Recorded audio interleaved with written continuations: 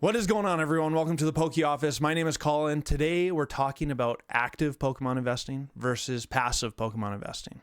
There's no question. Active Pokemon investing right now, you can do very, very well. Considering just a month or two ago, you could pre-order Surging Sparks for $100, $110, $120 per booster box. Now, you can sell them for $200 plus per booster box. That's a nice little 40 or 50% gain on your money in a matter of, maybe you spent on the pre-order 2 months ago, but it's really in a matter of a month you've made 40 to 50%. That's pretty nice. But active Pokemon investing requires a level of commitment, a level of grinding, of hustling, of churning and burning through your product in order to make that money. Whereas the flip side, the passive Pokemon investing, you're just buying booster boxes, buy, find it on sale, buy, grab a storage unit or a storage room in your house, and you just set it and forget it. And over time, 5 to 10 years from now, you're ready to realize some of those gains. So you sell the booster boxes for a nice hefty profit, because we all know that Pokemon booster boxes always go up, baby. And then what? Then you just buy some more, and 5 to 10 years later, you realize some more gains. Both, I think, are pretty sound strategies. But what happens if we don't just have the money to buy? That's what I want to talk about in this video. And before we get into it, I want to just say, this is not like some sob story for Colin. This is not like me wanting your sympathy. Don't do that. Because it's just me being vulnerable. I want this video to be like really honest and open. I want to share like what I've done and how much I've spent and all that stuff, because I think it might be helpful. So heading back about 5 or 6 years ago, I was at a marketing event called Funnel Hacking Live, done by ClickFunnels, which was a company I was using their products at the time. And I heard it said that no matter what in life, there's always kind of two approaches you can take. You can buy your way in, or you can earn your way in. Now, if you can buy your way in, it is much, much faster. Buying your way in is always the most effective, efficient. Maybe not effective, efficient for sure. Because you can just start right away. In Pokemon investing, if you have the money to do it, you just buy. Hey, you want a Cosmic Eclipse booster box case? Well, someone's going to sell you one. You just buy it, and you can hold it for another 5 to 10 years if money is not the kind of issue. Or right now, well, Surging Sparks is $200. Oh well, I want some for the long term. I'm going to buy some. Temporal Forces, Paradox Rift, when they go on sale, when they get restocked, Paldea Evolved, Obsidian Flames, buy. But not all of us have the funds to just continue buying. The storage room fills up and we're still buying and we haven't sold anything off yet. So it's just all unrealized gains sitting in your room. Some of us, me included, need to buy some, sell some to realize some of those gains, make a little profit, buy some more, and the pot or the collection or the inventory continues to grow a little bigger each and every time. I remember hearing a video, this is quite a while ago, about Brian from PokeNE. He was talking about, I can make way more money making my 10, 15, 20, or 30% constantly churning through product than I will just holding booster boxes for 3 to 5 to 10 years. And I think that's probably true, but he grinded so much for a long time.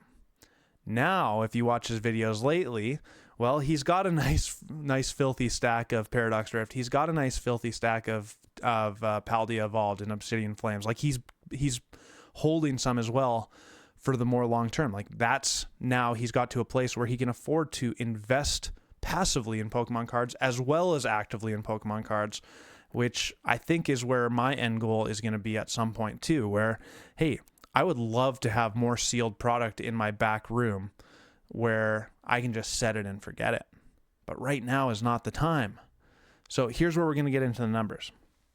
Like I said, I've been in the YouTube space for a little over 2 years, but really treating it as a business for like a little over a year, basically, because I started really naively. I was like, ooh, PokeRev opens packs. I could do that. And I just love opening Pokemon packs. So let's just try that out and see, which was so stupid of me at the time.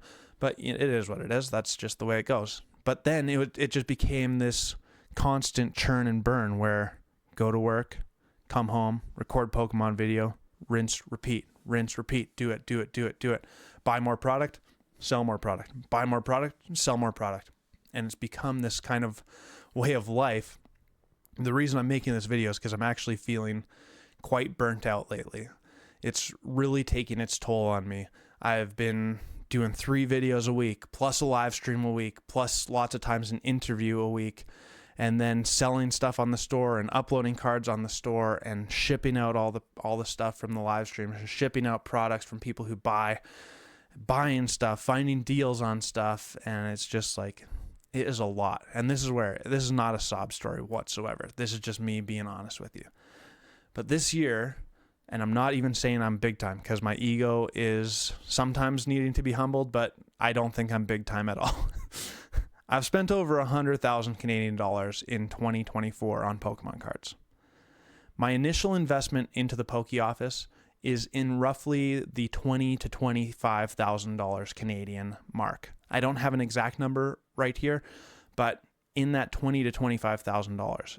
I started off the channel as that like kind of hobby and see how this turns out, not really knowing the direction. I started off with $5,000, and then over the course of the last 2 years, I've put a little bit more money in as the opportunities have presented itself. But take that into consideration. Just a little over a year ago, I started really actually trying to make this into a legitimate side hustle business. And now this year I've spent over $100,000. So that means that I started with 20 or 25,000 and I've been able to spend 100 something, 100 and I don't know how much, over 100,000. So just in spend alone, I've quadrupled my value.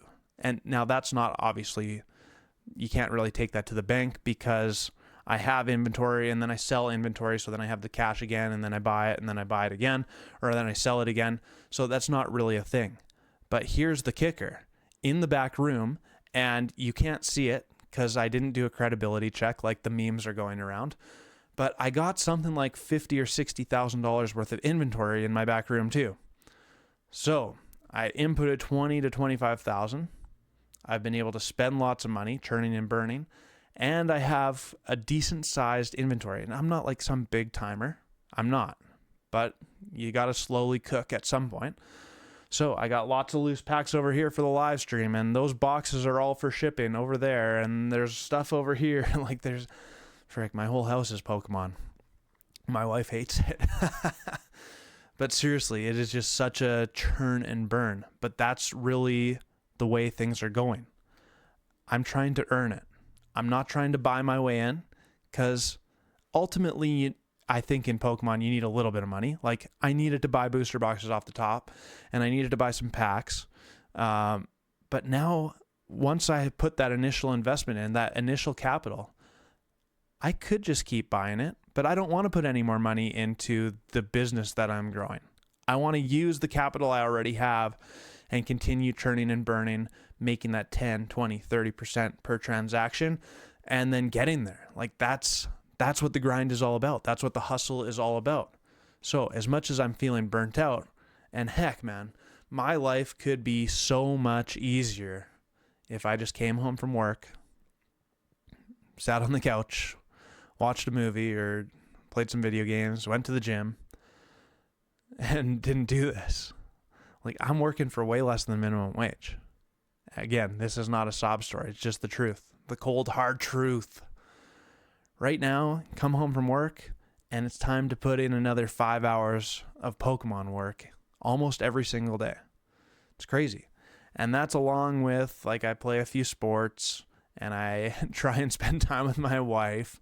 And luckily, she works late usually, so I have a couple hours to work with. But it's really, there's a cost. There's a cost to active Pokemon investing. And it might not be money, but that's the whole tug of war that's always happening. You buy your way in, probably going to cost you some money. You earn your way in, it's going to cost you some other stuff. It's going to cost you time. It's going to cost you effort. Sometimes it's going to cost you health. My health has taken a toll since starting the YouTube channel. There's zero question about it. And I need to take full responsibility of that. But that's just the way it is. This has been a priority. Maybe making healthy food for dinner hasn't been a priority for me. Well, it hasn't. Newsflash. Whoa. It hasn't been a priority for me. So there's always a cost. Always a cost. But the grind continues. Because here's the end goal, the end game of it. The Thanos moment. Wow, that sounded so stupid. But seriously, at some point, I want my Pokemon investment or investments to be a little bit more passive than they are active. And this is the last talking point we'll talk about. Active Pokemon means you're constantly in the game. You're constantly grinding. Passive is literally that. You set it in the back storage room. You forget about it for 3 years or for 5 years. And that would be amazing. But I can't afford to do that right now. But at some point in time, you look at Brian at PokeNE right now, he buys the booster boxes and holds some for a little bit longer term. You look at Alex, Nostalgianomics, he buys some. You look at Cool Trainer Ryan, look at how much he's been able to cash in on his passive Pokemon investments that were just sitting on his shelves for a very, very long time. And now he does the live streams. This is a thing. I would love my stuff to be a little bit more passive, but I got to get to the point, because right now, if I was just to set all of my inventory away for 3 to 5 years, it'd be pretty good. It'd be fine. And I mean, I guess I could, but in 3 to 5 years, I don't have enough of an inventory to like change my life. If my entire inventory, so think about this. If my entire inventory, let's call it $50,000 worth of inventory, tripled or quadrupled in 3 to 5 years, that I'd be very, very happy with that. If the entire inventory tripled on average, that means that I got $150,000 worth of inventory. And then I got to go sell it. And then what? I pay back my initial investment of $20,000 to $25,000. So now we're down to $130,000. And that's about like 1 to 2 years of my annual salary. So it's a nice chunk of change. There's no question about it. But it didn't change my life. In order for me to go to more of a passive approach, I think we're talking like I want to have a constant flow of $100,000 or $200,000 worth of inventory, where every 3 years you can double or triple your money. And then pretty soon that money starts going into other investments or into more Pokemon inventory, depending on how the Pokemon hobby continues. And then that starts to compound and compound and compound. And pretty soon, now the dividend on your investment, or like the output of your investment, actually far supersedes my annual income from actually going to a job. That's kind of the whole point. So when I say that, it's like, dang, maybe I should just quit now while I'm doing okay and take my time back. But at the same time, it's like the hard things or the fulfilling things in life take a lot of hard work. So even though it's feeling a little burnt out, it's time to grind, baby.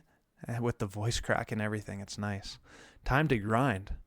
Because what else am I going to do? I think I would be so bored if I just went home and sat on the couch and watched movies every day after school. I got to have something to do. So, the end goal. Move from the earning your way to the buying your way. But to get there, if you don't have the money, you got to earn it.